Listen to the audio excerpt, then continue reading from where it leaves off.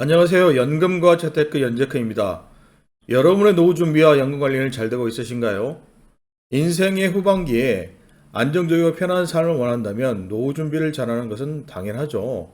노후 준비를 하는 것은 당연하고 아주 잘 준비와 관리를 해야 합니다. 그 중에서 경제적인 부분인 연금은 100번, 1000번을 강조해도 지나치지 않죠. 연금 3총사가 있죠. 국민연금, 퇴직연금, 그리고 개인연금이죠. 국민연금의 전형적인 어려움이 예상되면서 앞으로 퇴직연금과 개인연금이 더욱더 중요해지고 있습니다.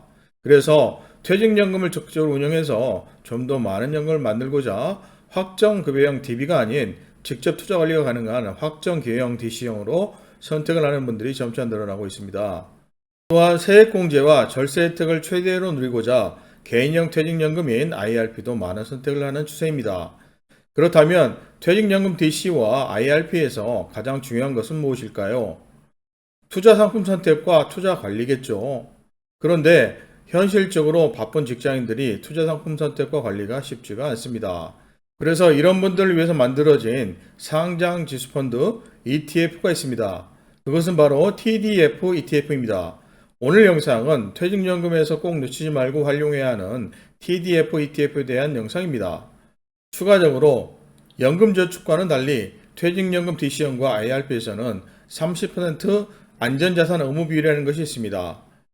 예금 또는 채권 등 안전자산 비율을 최소한 30% 비율로 유지하라는 것인데요. 그런데 이 안전자산이 매우 불편한 분들이 있습니다. 이런 불편을 느끼는 분들을 위해서 TDF, ETF를 활용해서 안전자산 의무 비율 30% 한계를 극복할 수 있는 꿀팁도 알려드리도록 하겠습니다. TDF, ETF는 한마디로 은퇴설계의 표준이라고 말씀드릴 수가 있을 것 같습니다. 은퇴설계에서 표준 기준이 되는 투자 원칙이 있습니다. 위험자산의 비중을 결정할 때 100에서 나이를 빼는 계산 법칙이 있습니다. 예를 들어 현재 나이가 30세라면 100에서 나이 30을 빼게 되면 70이라는 숫자가 나오게 되는데 70%를 위험자산에 투자하는 것이고 나머지 30%는 안전자산에 투자하는 의미입니다.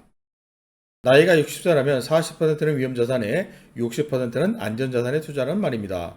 젊을수록 공격적인 투자자산에 투자를 해야 하고 나이가 들어갈수록 공격적인 투자자산을 줄이고 안전자산의 비율을 높여서 위험을 줄여 나가야 한다는 뜻이 담겨 있다고 볼 수가 있습니다.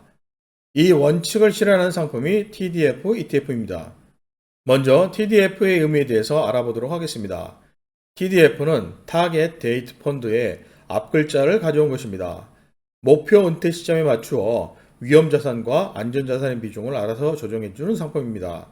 쉽게 말해 투자 초기에는 위험자산인 주식 비중을 높여서 공격적으로 투자를 하다 점차 타겟 데이트가 가까워지면서 주식 비중을 낮추는 방향으로 안정적으로 관리하는 상품입니다. 이 목표 시점 펀드인 TDF를 주시장에 상장한 것이 TDF ETF입니다. TDF에 비해 TDF ETF는 운용 수수료가 낮고 거래가 매우 편리합니다. 이때 비중을 조정해가는 과정이 비행기가 착륙하는 움직임과 비슷해서 생애 주기별 자산 배분 전략을 글라이드 패스라고 부릅니다. 현실적으로 시간이 부족한 직장인들 입장에서 투자 대상을 골라 포트폴리오를 구성하고 정기적으로 평가하고 리밸런싱을 하는 것이 쉽지 않습니다. 그런데 TDF, ETF를 이용하면 이런 어려운 부분들이 없어집니다. 자신이 예상하는 은퇴 목표 시점만 선정하면 그 다음부터는 알아서 자산 배분과 리밸런싱 관리를 해줍니다. 그래서 요즘 퇴직연금 가입자들의 많은 관심을 받고 있습니다. 그럼 어떤 TDF, ETF를 골라야 할까요? 두 가지 사항을 고려해 볼 수 있습니다. 첫 번째 사항은 자신의 은퇴 시점 또는 인출 시점입니다. 두 번째 사항은 추가 수익을 위한 자산 배분 조정입니다. 첫 번째 은퇴 시점 또는 인출 시점부터 알아보겠습니다. TDF, ETF 상품은 모두 2050, 2040 등 타겟 데이트 목표 시점을 숫자로 기재하고 있습니다. 이 연도가 목표 은퇴 시기이며 이 숫자를 빈티지라고도 합니다. 만약 본인의 나이가 40세이고 은퇴가 앞으로 25년 정도 남았다면 지금 기준으로 2050년 정도가 은퇴 시기라고 볼 수가 있겠죠. 이분은 TDF 2050 ETF를 선택하시면 됩니다. TDF 2040, TDF 2030 등 타겟 데이트가 가까워질수록 위험자산 비중은 줄어들 것입니다. 두 번째는 추가 수익을 위한 자산 배분 조정입니다. 첫 번째, 은퇴 시점으로만 TDF ETF를 고르게 되면 해당 TDF ETF 포트폴리오에 주식 자산이 부족해서 자산이 목표로 하는 수익을 얻기가 힘들 수가 있습니다. 남들보다 높은 수익을 위해 좀 더 리스크를 감당할 수 있다고 하신다면 은퇴 시점보다 목표 시점이 긴 TDF ETF를 선택하시면 됩니다. 예를 들어 은퇴 시점이 약 5년 뒤인 2030년이라고 하겠습니다. 은퇴 시점만 고려하면 TDF 2030을 선택해야 하지만 보다 리스크를 감당해서 더 많은 수익을 얻고자 하신다면 TDF 2030이 아닌 TDF 2040 또는 TDF 2050 등 타겟 데이트 목표 시점이 긴 TDF를 선택하시면 됩니다. 그리고 시간이 지나면서 주식 비중이 낮아지는 것이 싫으시다면 목표 시점이 긴 TDF ETF로 옮겨가면서 주식 비중을 유지할 수가 있습니다. 서두에 퇴직연금과 IRP의 치명적인 약점이 있다고 했습니다. 그것은 바로 안전자산 의무 비율 30%입니다.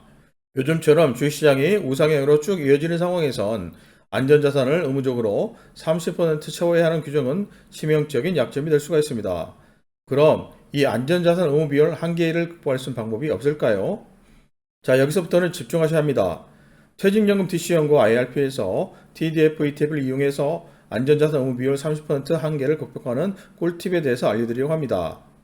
퇴직연금 DC연과 IRP에서 안전자산 비율 30%로 설정한 이유는 퇴직연금은 노후자금으로 활용되어야 하기 때문에 투자 리스크를 줄이고 안정성을 높이기 위해서 의무로 정한 것입니다. 안전자산은 투자 원금의 안정성을 우선시하는 자산으로 변동성이 적고 비교적 예측 가능한 수익을 제공하는 자산입니다. 예금, 채권 등이 안전자산에 포함됩니다. 투자자를 보호하기 위해서라지만 적립금의 30%는 반드시 안전자산으로 채워야 한다는 점은 아쉬울 수밖에 없는데요. 이럴 때 TDF ETF를 이용하면 이 30% 제약도 극복해서 퇴직연금의 수익을 더 추구해 볼 수가 있습니다. 그 이유는 TDF ETF는 연금 특화 상품이라 일부 상품은 안전자산으로 분류가 되는데요. 그렇기 때문에 TDF ETF를 통해 다음과 같은 투자 전략을 펼칠 수가 있습니다. 공격적인 투자가 가능한 70%는 주식이나 ETF 등 원하는 종목으로 채우고 나머지 30%는 주식 비중이 높은 TDF ETF로 채우는 것입니다. 그러면 전체 자산으로 봤을 때 주식 비중이 증가하는 효과를 볼 수가 있습니다. 보다 공격적인 투자를 할 수 있다는 뜻입니다. 주식으로 70%를 채우고 30%를 TDF ETF로 채운다면 퇴직연금의 총 주식 비중이 어떻게 변화될까요? 예를 들어 TDF 2050 ETF의 주식 비중이 75.2%라면 주식 자산을 최대 92%까지 가져갈 수가 있습니다. 은퇴 시점이 많이 남은 사람이나 높은 수익을 추구하는 사람들에게는 매우 유용한 전략이 될 것입니다. 이렇게 TDF ETF를 이용하면 안전자산의 의무 비율의 한계를 극복할 수가 있습니다. 그럼 국내 상장 TDF ETF는 어떤 것들이 있을까요? 국내 자산운용사들의 TDF ETF를 비교해 보겠습니다. 순자산 총액이 높은 순위로 나일에서 비교해 보겠습니다. 자산 총액이 코덱스 TDF 2050이 796억, KB스타 TDF 2050이 132억 원 순입니다. 총 보수는 코덱스 TDF 2050이 0.3%이고 KB스타 TDF 2050이 0.18%입니다. 분배금은 코덱스와 KB스타 TDF 2050은 지급하고 나머지 TDF 2050은 지급하지 않습니다. 주요 구성 종목을 살펴보면 코덱스와 KB스타 TDF 2050이 주식 비중이 76% 정도이고 나머지 TDF 2050은 주식 비중이 86% 정도가 됩니다. 지난 1년간 수익률을 비교해보면 코덱스 TDF 2050은 1년간 21.1%의 수익률을 기록했고 KB스타 TDF 2050은 1년간 18.2%의 수익률을 기록했습니다. TDF ETF를 선택할 때 고려해야 하는 중요한 사항이 어떤 것이 있을까요? ETF의 경쟁력은 추적하는 지수와 순자산가치 차이인 추적오차와 순자산가치와 시장가격의 차이인 가격 괴리율로 상품 경쟁력을 판단할 수가 있습니다. 더불어 해당 ETF를 운영하는 운용사의 노하우도 중요하겠죠. 기본적으로 ETF는 여러 증권회사가 유동성 공급자 역할을 하고 있어서 순자산이 작고 거래량이 적어도 매매할 수는 있습니다. 하지만 시장가에 거래하기가 어렵고 거래량이 너무 적다면 상장 폐지가 우려되기도 합니다. 그렇기 때문에 ETF를 비교할 경우에는 순자산의 크기와 거래량을 놓고 비교하는 것이 좋은 선택 기준이 될 수가 있습니다. 지금까지 TDF, ETF에 대해서 제대로 알게 되었고 퇴직연금 DC형과 IRP에서 안전자산 산수법을 극복하고 공격적인 투자를 위해 TDF, ETF를 활용하는 꿀팁도 알게 되었습니다. 연재학교는 여러분의 아름다운 은퇴가 되시길 기원하겠습니다. 지금까지 시청 감사합니다.